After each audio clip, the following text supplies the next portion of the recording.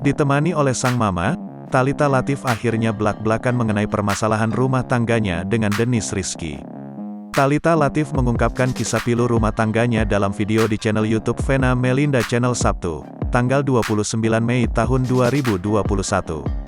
Thalita Latief menceritakan trauma yang dialami akibat permasalahan dalam rumah tangganya. Sambil berkaca-kaca, Thalita saat menceritakan kekerasan dalam rumah tangga, KDRT, yang dilakukan Dennis Rizky. Sikap Dennis Rizky berubah drastis ketika Thalita Latief sedang hamil besar.